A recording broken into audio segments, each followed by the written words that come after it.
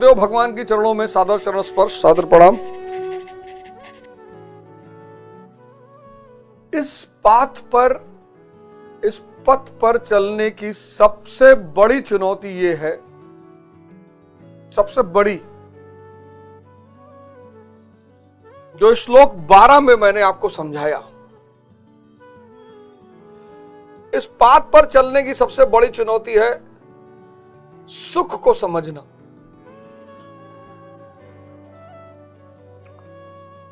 और संसार का एक नियम है, जब तक आप किसी चीज को समझोगे नहीं, आप उसके पार नहीं जा पाओगे।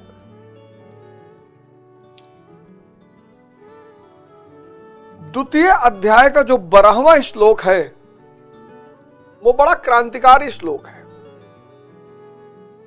अगर आप उस श्लोक को समझ गए तो आपको पता चलेगा कि यार सुख जो है ना, वो एक छलावा है, इंद्रिय विषय संयोग। सबसे क्रांतिकारी श्लोक है अब तक के अध्याय में, सबसे क्रांतिकारी,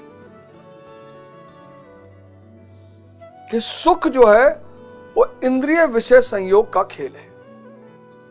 50 के बाद इंद्रियां ढीली पड़ जाएंगी, खत्म हो जाएंगी, सुख भी जीवन में खत्म हो जाएगा और मरने की कामना के सिवा कुछ भी नहीं बचेगा।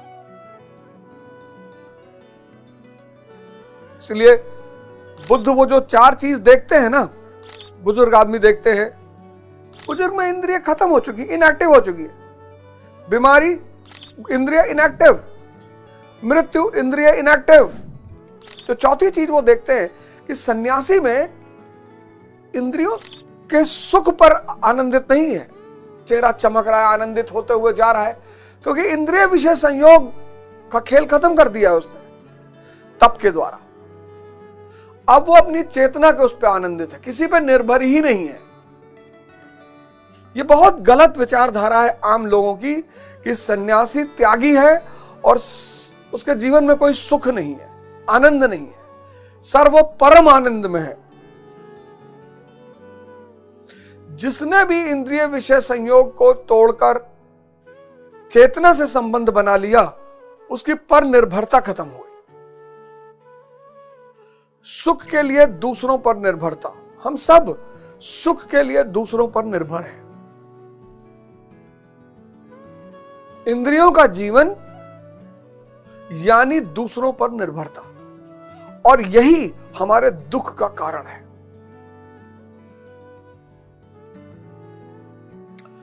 फिर जो इसका 29वां श्लोक है, द्वितीय अध्याय का जो 29वां श्लोक है, 29th श्लोक है, वो तप के बारे में एक बड़ी क्रांतिकारी बात बताता है।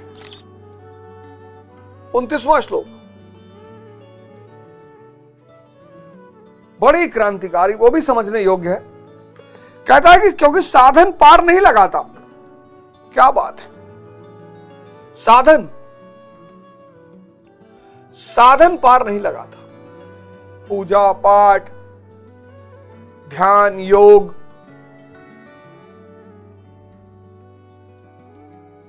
ये पार ही नहीं लगाता। मैंने आपसे कहा ना, तैयारी करो आईएएस बन जाओ, तैयारी करो इंजीनियर बन जाओ, तैयारी करो, यहां साधन पार लगाता ही नहीं।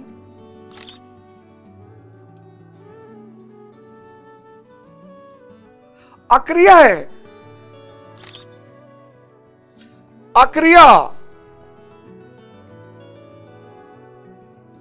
ये इसका सबसे बड़ा रहस्य है। अक्रिया, साधना यानी अक्रिया, कुछ करना ही नहीं ना। ये एक बहुत क्रांतिकारी बात है। अक्रिया, सिर्फ बैठना है।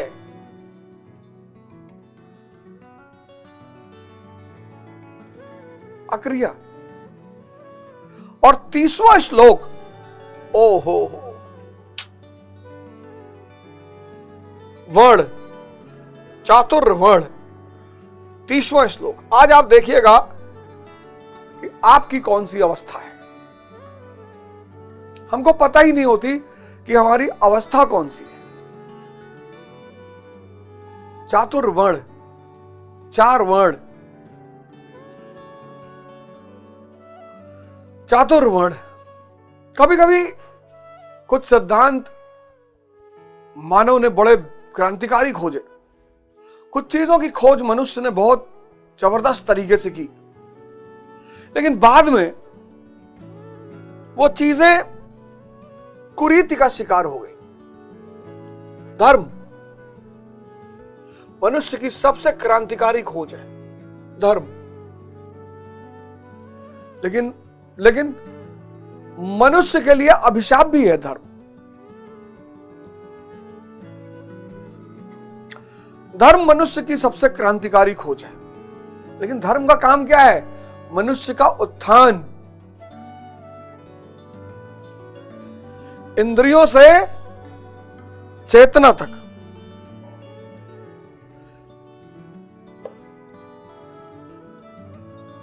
मनुष्य का धर्म का काम क्या है? मनुष्य का उत्थान, इंद्रियों से, सेंसेस से उठाकर कहां पहुंचाया?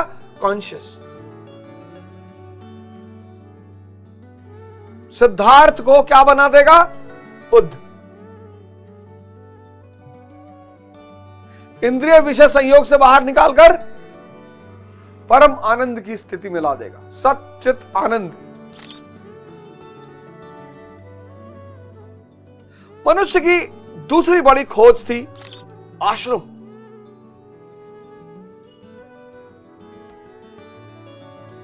बॉलीवुड वालों ने एक सीरीज बना डाली आश्रम नाम से, और उसमें दिखाया कि भारत के संत आश्रम में क्या क्या करते हैं। हमला किया भारत के आश्रम व्यवस्था पर, सही भी किया, कई सारे संत पकड़े भी गए उसमें, तो उन्होंने उसी चीज को दिखाने की कोशिश की, पर ऐसा है नहीं। आश्रम मतलब वो स्थान जहां व्यक्ति को साधना करना सिखाया जाए, श्रम करना सिखाया जाए। क्योंकि मनुष्य के लिए सबसे चुनौतीपूर्ण काम है अपने को डिसिप्लिन में रखना।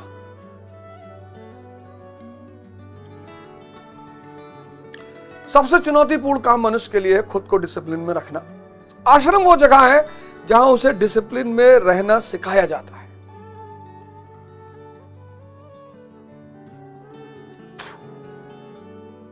आश्रम। तीसरा, द्विज, ट्वाइस बॉर्न, दोबारा जन्म। एक जन्म व्यक्ति को उसकी मां देती है, और हर व्यक्ति शूद्र की स्थिति में पैदा होता है। शूद्र यानी जो षड्यतन, इंद्रिय और मन पे जी रहा हो, सुख दुख के चक्र में फंसा हो, अविद्या का शिकार हो, माया का शिकार हो, और फिर दूसरा जन्म उसे गुरु देगा। जब उसे इस माया और अविद्या से बाहर निकालेगा, गुरु जब उसे माया और विद्या से बाहर निकालेगा, वैश्य की श्रेणी में लाएगा, फिर वो क्षत्रिय की श्रेणी में आएगा, और फिर ब्रह्म।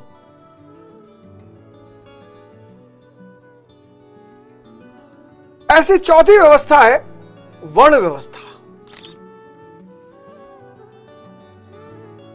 बड़ी प्यारी चीज, बड़ी प्यारी चीज, पर एक छोटा सा परिवर्तन ने इस वर्ण व्यवस्था को जहर बना दिया। अगर यह वर्ण व्यवस्था भारत में यथा स्थिति बनी रहती हमेशा, तो भारत हमेशा सुपर पावर होता। यह है ही इतनी प्यारी व्यवस्था, वर्ण व्यवस्था, कर्म पर आधारित। अध्यात्म जो है इसे कर्म पर आधारित मानता है। अध्यात्म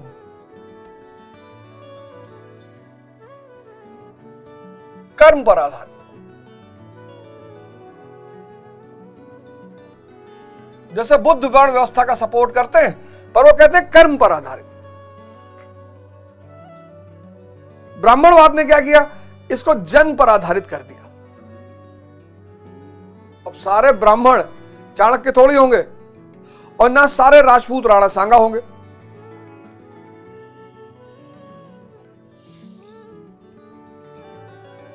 सारे ब्राह्मण ना तो चाणक्य होंगे, ना सारे राजपूत राणा सांगा होंगे, और ना सारे वैश्य भामाशाह होंगे,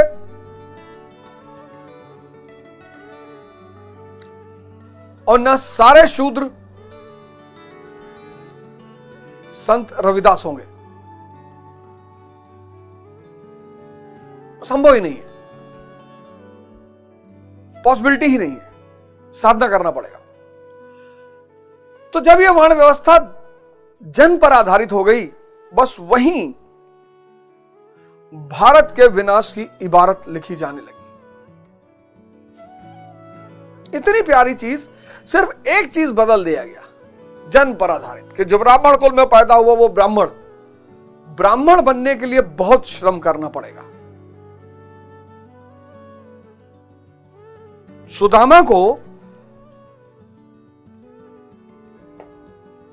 सुदामा ब्राह्मण थे, लोग कहते हैं गरीब थे, कोई गरीब वरीब नहीं थे। सुदामा के पास एक ऐसा धन था जिसके लिए भगवान ललायित रहते हैं, और वो धन है भाव का।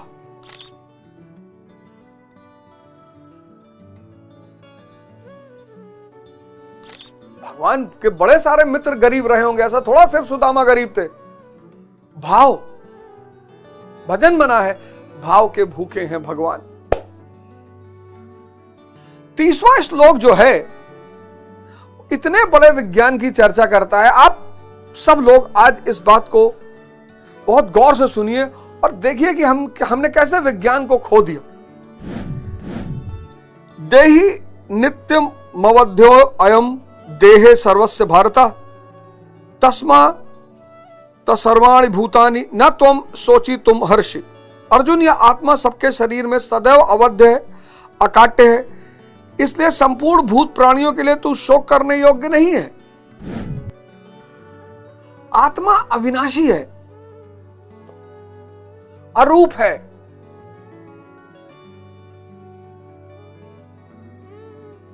अविनाशी, अरूप।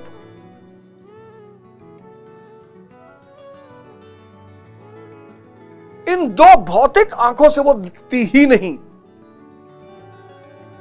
और मनुष्य इसी से देखने का आदी है। इन दो भौतिक आंखों से वो दिखती ही नहीं, किसी को नहीं दिखी, सवाल ही नहीं है, प्रश्न ही नहीं है, कोई संभावना ही नहीं है, क्योंकि आत्मा अविनाशी है और अरूप है, उसका कोई रूप नहीं है, और वो सारे रूपों में है। इस ब्रह्मांड में जो भी है सब वही है। तभी तो वो जो नुसरत की गजल है, हो भी नहीं और हर जगह हो भी नहीं और हर जगह हो, तुम एक गोरख धंधा हो। अपनी पहचान के खातिर है बनाया सबको, सबकी नजरों से मगर खुद को छिपा रखा है। तो ये अविनाशी, अकाट्य, अवध्य आत्मा ही सनातन है। इस तथ्य का प्रतिपादन करके, इसका प्रभुता सहित वर्णन करके यह प्रश्न यही पूरा हो जाता है। अब प्रश्न खड़ा होता है कि इसकी प्राप्ति कैसे हो। संपूर्ण गीता में इसके लिए दो ही मार्ग हैं, पहला निष्काम कर्मयोग और दूसरा ज्ञान योग। निष्काम कर्म और ज्ञान,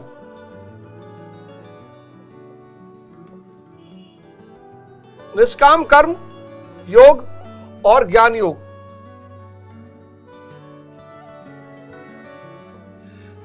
पूरी गीता में बस इन दो मार्गों की चर्चा हुई है। दोनों मार्गों में किया जाने वाला कर्म एक ही है। कर्म जो दोनों मार्गों में किया जाएगा वो एक ही है, कर्म एक।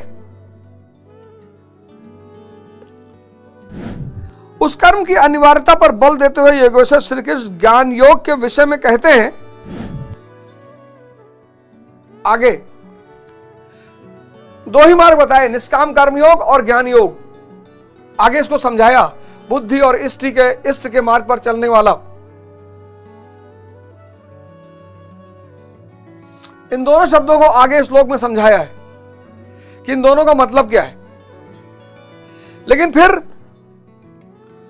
दोनों मार्गों में किए जाने वाला कर्म एक ही है। ऐसा नहीं कि ज्ञान योग में कर्म नहीं करना, कि जानते हैं बस समझ गए आत्मा ही सनातन है।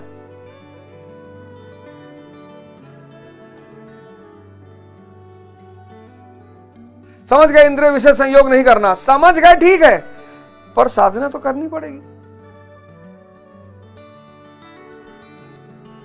बहुत लोग समझते हैं कि समझ गए बस, समझ गए वो तो बहुत अच्छी बात है, पर साधना करनी पड़ेगी। निष्काम इष्ट को आगे रखकर, इष्ट यहां बुद्धि, इसीलिए तो बुद्ध जो है वो ईश्वर और आत्मा की बात नहीं करते, कहते आत्म दीपो भव, अपना दीपक खुद जलाओ।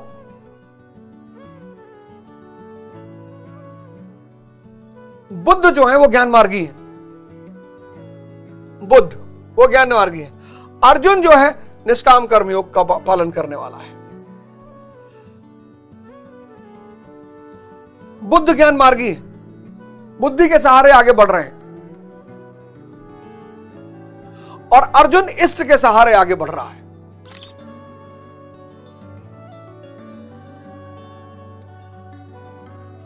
लेकिन साधना दोनों कर रहे हैं।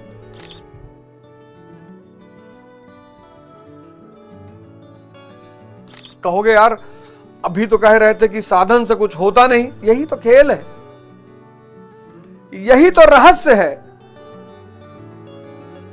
यही तो मिस्टिसिज्म है कि करने से नहीं होगा। तो बाबा रामदेव कहते हैं ना, करने से होगा, करने से होगा ही नहीं जब तक कर्ता का भाव नहीं छूटेगा। आई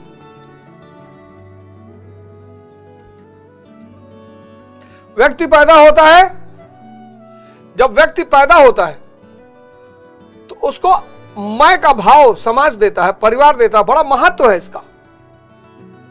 परिवार और समाज मैं का भाव देता है। मैं अवध ओझा, पुत्र श्री माता प्रसाद ओझा, निवासी गोंडा, भारतीय।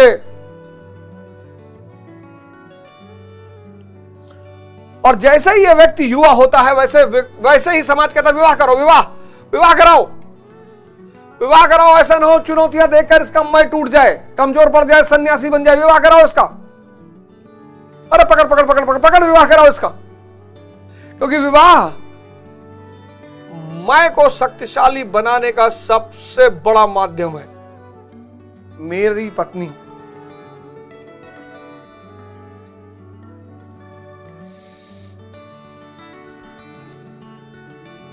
फिर मेरा बच्चा, फिर मेरा परिवार।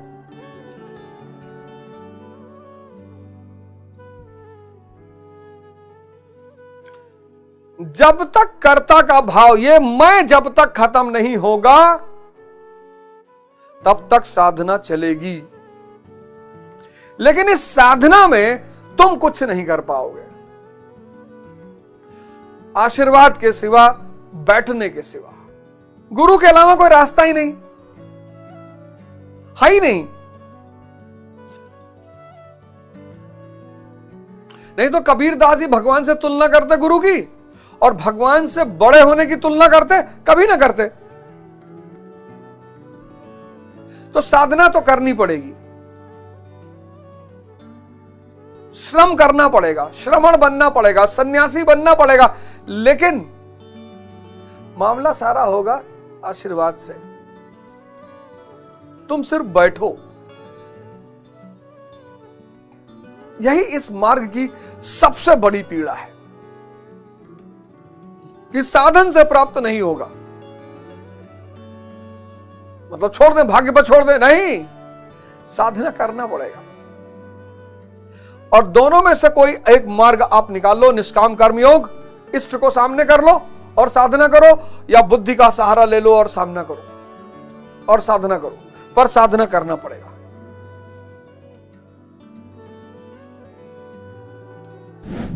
दोनों मार्गों में उस कर्म की अनिवार्यता पर बल देते हुए कर्म क्यों करना पड़ेगा।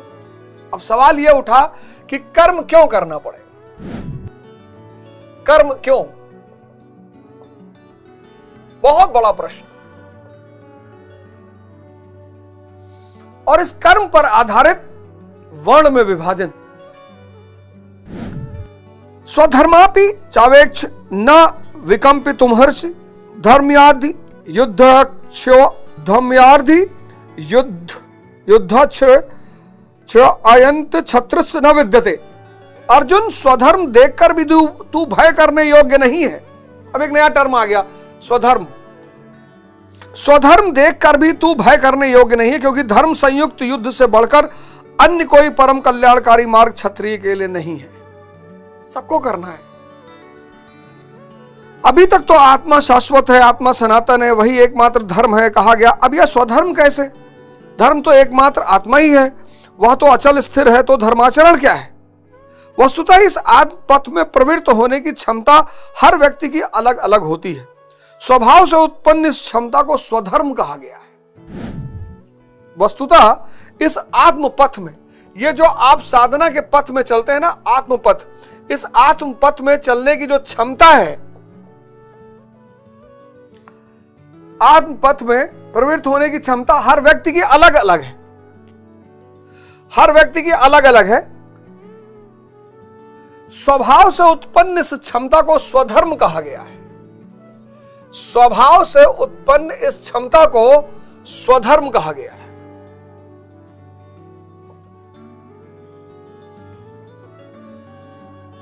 बहुत प्यारा कॉन्सेप्ट सामने आने जा रहा है, बहुत प्यारा। आपकी कुंडली देखी किसी एस्ट्रोलॉजर ने और आपसे उसने कहा कि शराब और मांस छोड़ दो। आपने कहा यार ये शराब और मांस से मेरी तरक्की का क्या लेना देना है? तीन गुण के प्रभाव में मनुष्य रहता है, सत्व, रज और तम। तम गुण, तमोगुण का आदमी, आलस्य, निद्रा से घिरा हुआ आदमी, अकूट आलस्य और निद्रा से घिरा हुआ आदमी। मतलब मन कुछ करने को होगा ही नहीं, विचार बहुत होंगे, ये कर डालें, वो कर डालें, ऐसा कर डालें, कल ये कर डालें, परसों ये कर डालें, पर कर कुछ नहीं पाओगे। पता है क्यों? तमस।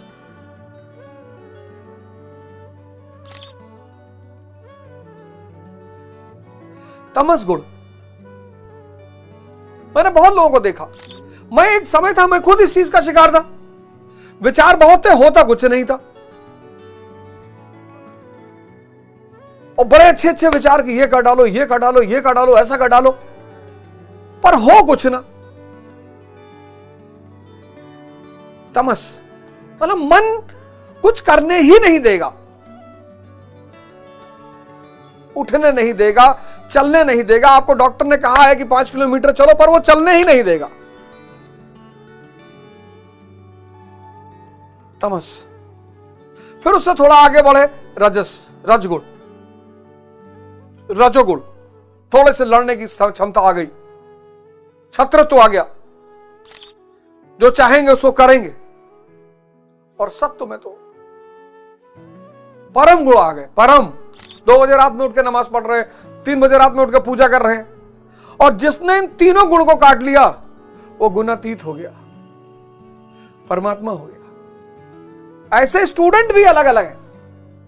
मैं जब स्टूडेंटों को देखता हूं जो तैयारी करने आते हैं, ऐसे वो भी अलग अलग है। सबके लिए एक मास्टर, एक इंस्टीट्यूट, एक कोचिंग नहीं है।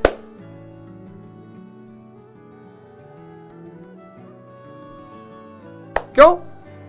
स्वभाव से उत्पन्न होने वाली जो क्षमता है उसको स्वधर्म कहा गया। धर्म क्या है? आत्मा ही धर्म है, आत्मा ही सनातन है। लेकिन उसके अलावा एक स्वधर्म है, स्वभाव से उत्पन्न होने वाली क्षमता।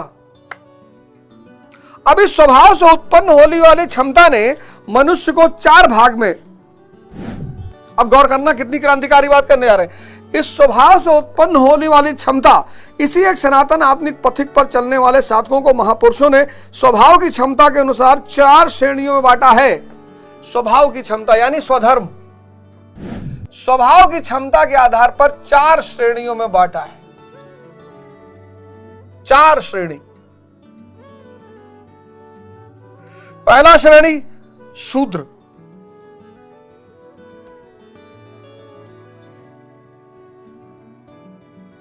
स्वभाव की क्षमता यानी स्वधर्म, याद रखना,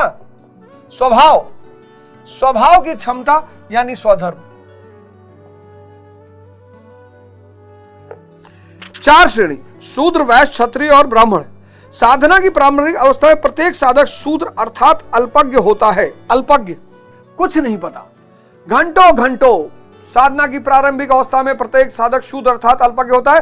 घंटों भजन में बैठने पर वह 10 मिनट भी अपने पक्ष में नहीं पाता। घंटों वह प्रकृति के माया जाल को काट नहीं पाता। इस अवस्था में महापुरुष की सेवा से ही उसके स्वभाव में सद्गुण आते हैं। सेवा, यह है सेवा, सत्संग और सुमिरन का फेस, शूद्र का फेस।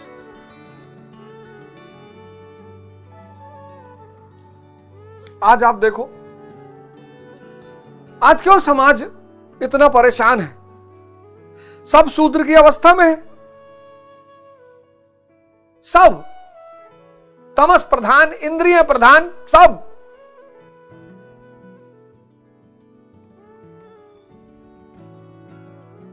और धर्म का परित्याग कर दिया है। कहते हैं धर्म वर्म कुछ नहीं होता, यही स्वर्ग है, मौज मस्ती करो।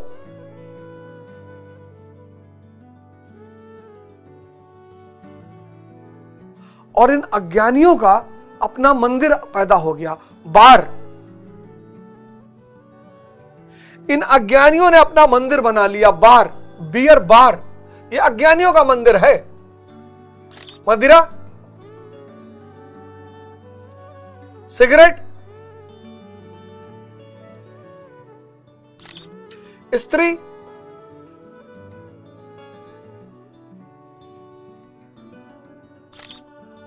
और मादक संगीत, संगीत नहीं, मादक जो आपको भुलवा दे।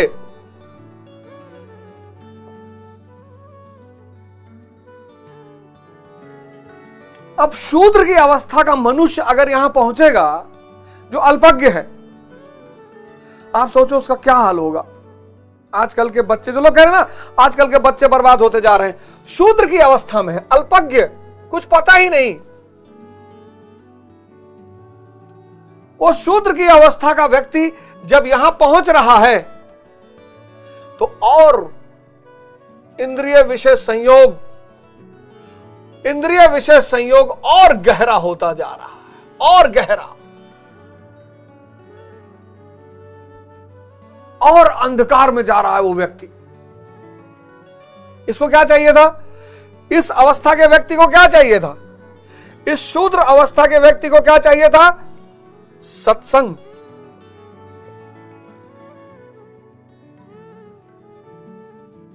शक्तिशगढ़ चले गए, दिव्य ज्योति जागृत संस्थान चले गए, पंडित श्री श्री रविशंकर के यहां चले गए, सदगुरु के यहां चले गए। इसको क्या चाहिए था? सेवा, सुमिरन।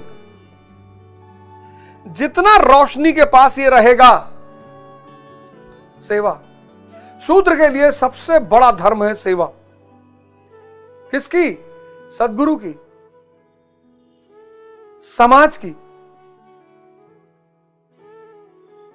क्यों? क्यों क्यों? सेवा का क्या रोल है? सेवा क्या करता है? सेवा आपके मैं को कमजोर करता है। आप आश्रम जाओगे ना, आप जब आश्रम जाओगे तो आप देखोगे कि जो जूनियर गुरु संत हैं और जैसे ही सीनियर गुरु महाराजों को देखते हैं वैसे लेट जाते हैं, महाराज दंडवत प्रणाम। जब जब देखेंगे तब लेट जाएंगे, दंडवत महाराज, दंडवत प्रणाम। ये दंडवत प्रणाम क्या है? ये मैं को कमजोर करने की विधि है। झाड़ू लगाना, पोछा लगाना, पखाना साफ करना, खाना बनाना।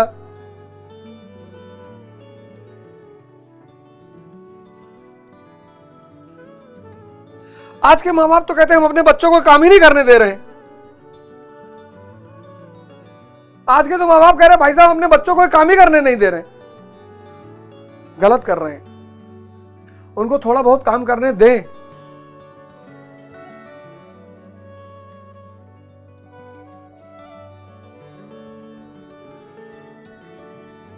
बहुत बुरी दौर में हम प्रवेश करने जा रहे हैं।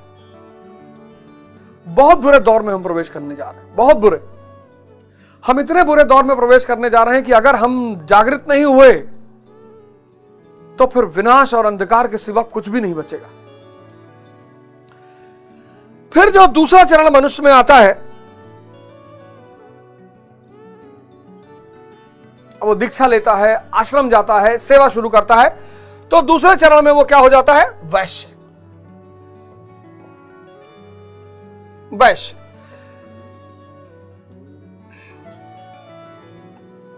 अब सेवा से सद्गुण पैदा होने लगते हैं, सेवा से सद्गुण पैदा होगा। सेवा क्या करेगा? सद्गुणों को पैदा करेगा। अब जब सद्गुण पैदा होंगे तो वह वैश्य श्रेणी का साधक बन जाता है। वैश्य के पास क्या है? सद्गुण। यह सेवा करने से आया है, वैश्य श्रेणी का साधक बन जाता है। आत्मिक संपत्ति ही स्थिर संपत्ति, इसका वह शनै शनै संग्रह गोपालन अर्थात इंद्रियों की सुरक्षा करने में सक्षम हो जाता है।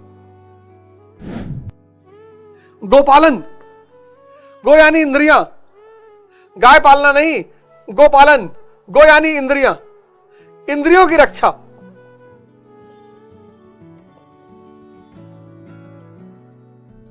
इंद्रियों की रक्षा करने लग जाता है, आत्मिक संपत्ति को बचाने लगता है।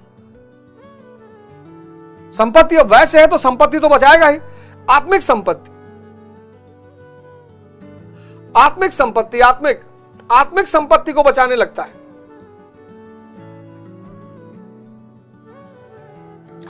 और इस आत्मिक संपत्ति को बचाते बचाते काम क्रोध इत्यादि से इंद्रियों की हिंसा होती है तथा विवेक वैराग्य से इनकी सुरक्षा होती है।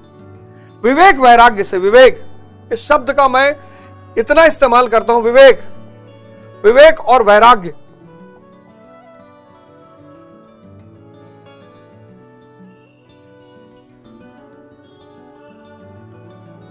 लेकिन वैराग्य एक दमन से आता है, दबाने से आता है, एक समझ से आता है। विवेक जहां पैदा हो जाएगा वैराग्य अपने आप आएगा। विवेक बड़ी जादुई चीज है। हनुमान चालीसा कहती ना, बल बुद्धि विद्या देव मोहि हरहु कलेश विकार। बल बुद्धि विद्या, विवेक जो है ना वो अंतर्दृष्टि से पैदा होती है। जब आप ध्यान करना शुरू करोगे तो अंतर्दृष्टि का जन्म होगा, इंसाइट। और जो इंसाइट पैदा होगी वो विवेक को जन्म देगा। और विवेक क्या करेगा? आपकी देखने की क्षमता, आप देखना शुरू कर दोगे कि यार सेक्स में अगर इतना मजा होता तो ये जो वैश्याएं हैं ये भगवान से दिन रात पूजा करती कि प्रभु हमको हर जन्म में वैश्या बनाना।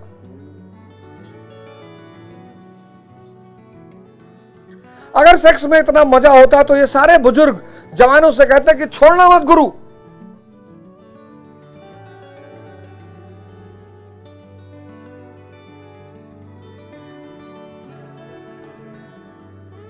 यह है देखने की क्षमता। ये स्वामी रामकृष्ण परमहंस, विवेकानंद, भारत के एक से एक सन्यासी, भगवान जैसे सन्यासी, स्त्रियों को मां कहा उन्होंने,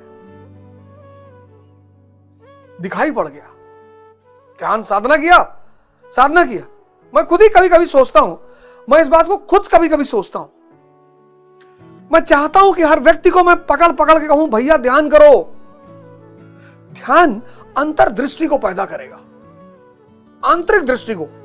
वो आपके विवेक को जन्म दे, ऑब्जर्वेशन की क्षमता बढ़ाएगा, देखने की क्षमता बढ़ाएगा। देखने की क्षमता आपको विवेकवान बना देगी, विवेकवान बना देगी, आप वैरागी हो जाओगे। चीजें आप छोड़ोगे नहीं, छोड़ जाएंगी, आपको पता चल जाएगा ना कि इसमें कुछ है ही नहीं। विवेक और वैराग्य,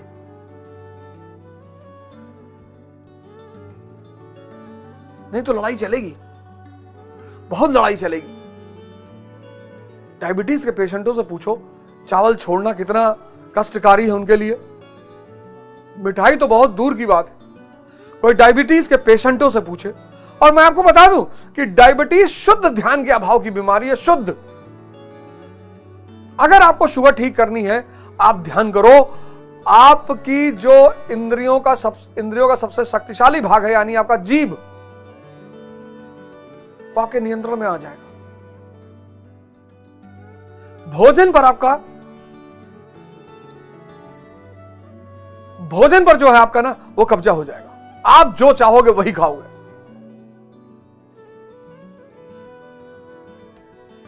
कोई दवा नहीं है डॉक्टरों के पास, किसी के पास कोई दवा नहीं है।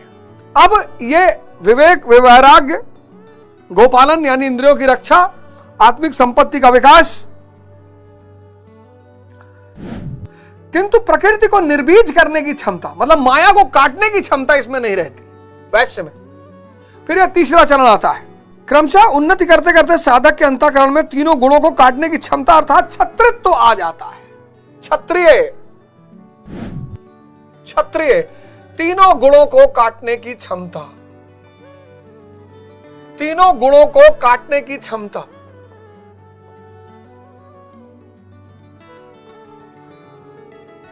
बड़े सारे हमारे मित्र हैं, वो महाराज जी के सेवक हैं, गुरु भाई हैं, लड़ते हैं हमसे, हम क्षत्रिय हैं।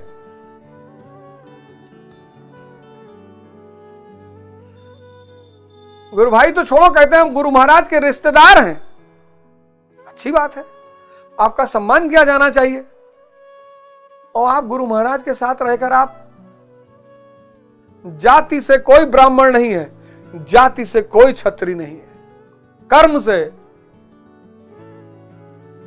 जिसके अंदर तीनों गुणों को काटने की क्षमता, सत्व रज तम, आगे डिस्कस किया है।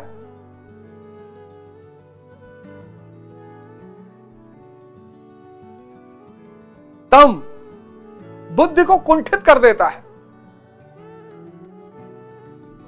शराब बुद्धि को कुंठित कर देती है, कुंठित, कुछ कर इतना हरामखोर बना देती है व्यक्ति को अंदर से,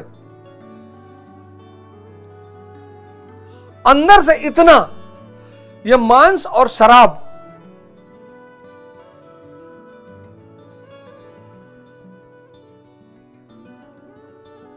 आप जानो शुद्ध निकम्मा।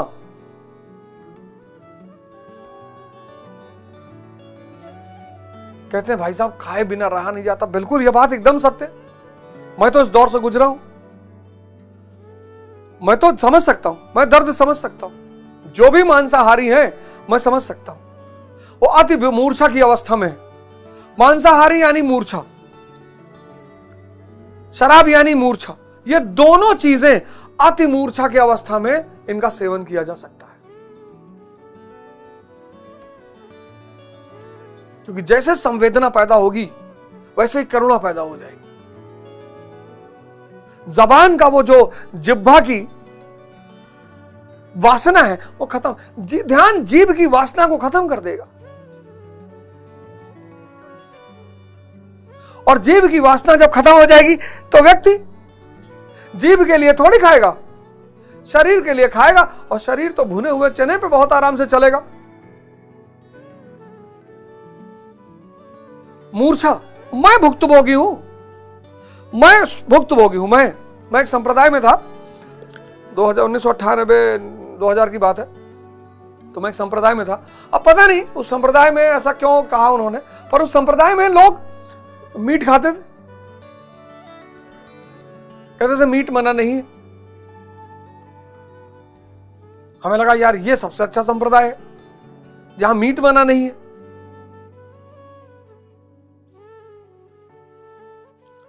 आपकी मूर्छा और जागृति आपके भोजन की अवस्था को बताएंगी।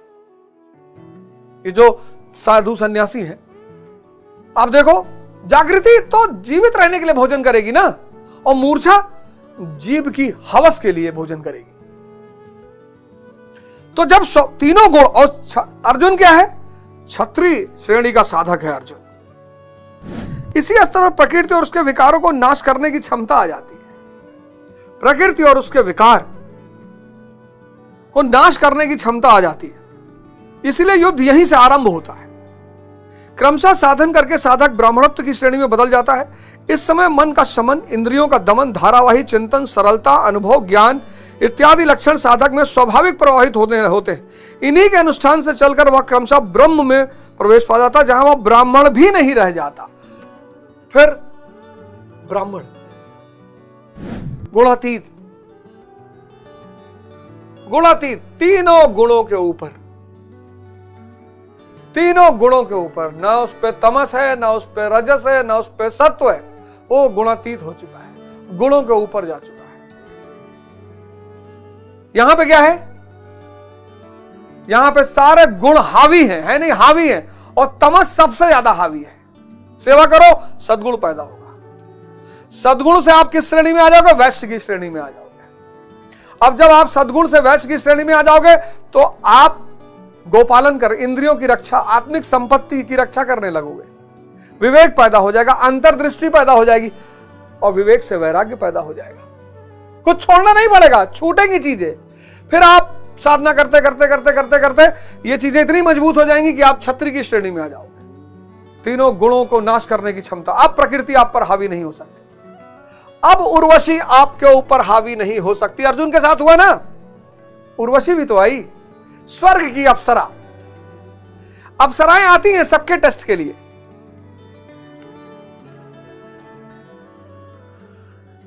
क्योंकि इंद्रिय विषय संयोग में सबसे महत्वपूर्ण चीज है काम।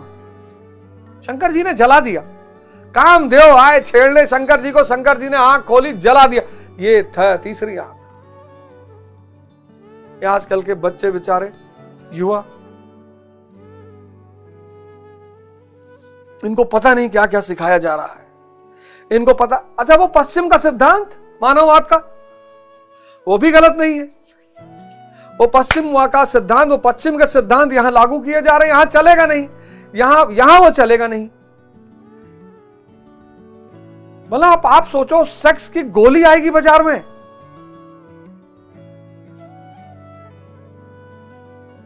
मतलब व्यक्ति दवा खा के प्रेम करेगा।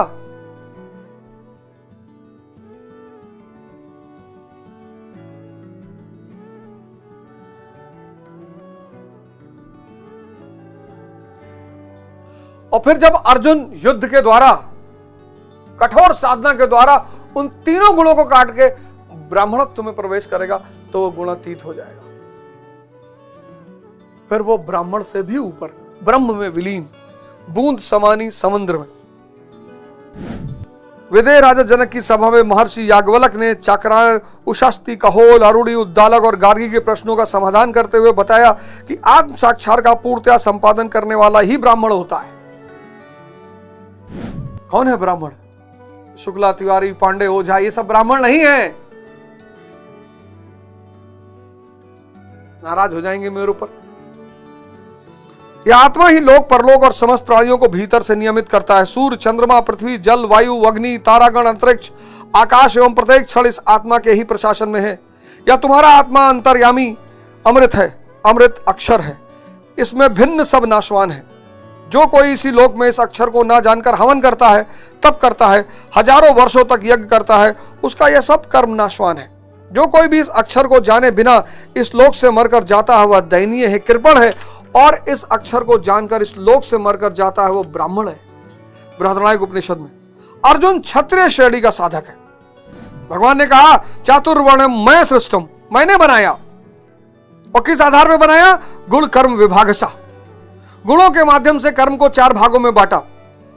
ये साधना की पूरी प्रक्रिया है, पूरी प्रक्रिया, होश की पूरी प्रक्रिया है, जागृति की पूरी प्रक्रिया है, मूर्छा को तोड़ने की सारी प्रक्रिया है। और अंतर ध्यान क्या करेगा? आप जो भजन करेंगे, ध्यान करेंगे, वो पता है क्या करेगा? ये ध्यान और भजन जो सबसे पहली चीज आपके अंदर पैदा करेगा वो है अंतर्दृष्टि, इंसाइट। और जैसे ये गुरु कृपा से अंतर्दृष्टि पैदा हो जाएगी, ये आपका हाथ पकड़ लेगी, ये आपका हाथ पकड़ लेगी, जगह जगह पर, हर जगह पर आपको बचाएगी।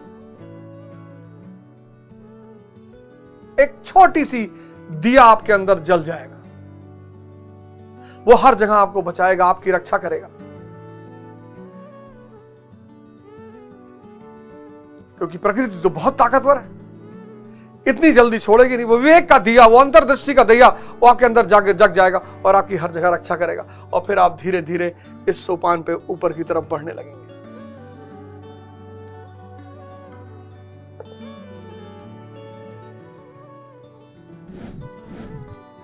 श्रेयः स्वधर्मा विगुणः परम पर धर्मत्वनुष्ठात्। स्वभाव से उत्पन्न इस धर्म में प्रवृत्त होने की क्षमता जिस स्तर की हो, भले ही वह गुण रहित शूद्र श्रेणी की हो, तब भी परम कल्याण करती है, क्योंकि आप क्रमशः वहीं से उत्थान करते हैं। उससे ऊपर वालों की नकल करके साधक नष्ट हो जाता है। नकल नहीं करना है। अर्जुन क्षत्रिय श्रेणी का साधक था, इसलिए श्री कृष्ण कहते हैं कि अर्जुन, अपने स्वभाव से उत्पन्न इस युद्ध में प्रवृत्त होने की अपनी क्षमता को देखकर भी तू भय करने योग्य नहीं है। इससे बढ़कर दूसरा कोई कल्याणकारी कार्य क्षत्रिय के लिए नहीं है। सारी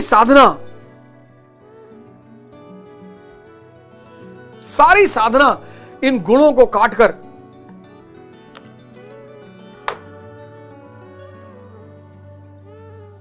ये बड़ा जबरदस्त विज्ञान है, बहुत जबरदस्त और गूढ़ विज्ञान। जब तक आप चलोगे नहीं ना, इसी में लिखा हुआ है कि कुछ तो समझने योग्य है, कुछ आप क्रियापथ पर चलोगे तब आपको पता चलेगा। जैसे आपने साथ ध्यान शुरू किया, अब जब आपने ध्यान शुरू किया तो आप बैठ ही नहीं पा रहे हो, तमस हावी है, तमस हावी है। अब उस तमस को काटने के लिए आपको कष्ट का सामना करना पड़ेगा। तपस्या शब्द यहीं से आया है। मतलब मैं बता नहीं सकता हूं, हालांकि मैं रोया बहुत हूं, बहुत छटपटाया हूं, बहुत रोया हूं, लेकिन मुझे एक बात पता चल गई थी कि बॉस, इससे बाहर निकला जा सकता है। वो पहला चरण बड़ा खतरनाक है, यहां से यहां पहुंचना बड़ा खतरनाक है। ये जो दूरी तय करना है, ये बहुत खतरनाक है, और अकेले तो हो ही नहीं सकता। आप में से बहुत सारे लोग अकेले रहते हो, अकेले हो ही नहीं सकता। इसके लिए सत्संग बहुत जरूरी है। इसलिए मंदिर बने थे, मस्जिद बना था, गुरुद्वारा बना था, कि आप डेली वहां एक टाइम पर पहुंचोगे। आपने उसको लड़ने का माध्यम बना लिया। ये सारी चीजें सिर्फ सत्संग दिलाने के लिए बनी थी।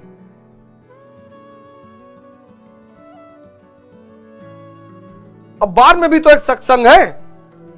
ये देखिए, बार में भी तो सत्संग है। जैसे मंदिर में सत्संग है, ऐसे बार में भी सत्संग है। यहां आप अकेले बैठते ही नहीं, 50 लोग आपके साथ बैठे हैं। आपको लगता है मैं गलत थोड़े हूं, इतने लोग सारे गलत हैं, ये सब नाच रहे हैं, मस्ती चिल कर रहे हैं, चिल। जैसे पूंजीवाद ने अपना मंदिर बनाया बार, ऐसे अध्यात्म ने भी अपना मंदिर बनाया, क्योंकि सत्संग बहुत इंपॉर्टेंट है।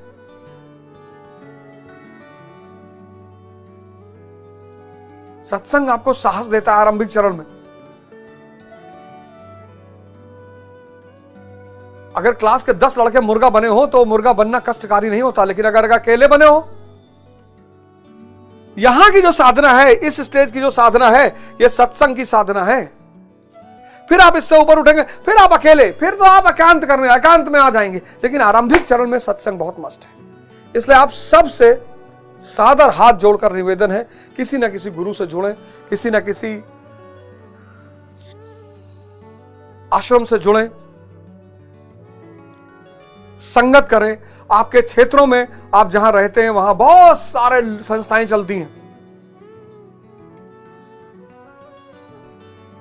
जहां सत्संगी आते हैं, सेवा होती है, सुमिरन होता है, और फिर आपका भी यह विकास क्रम शुरू होगा। अगले एपिसोड में आपसे फिर मुलाकात होगी। जय हिंद, जय भारत।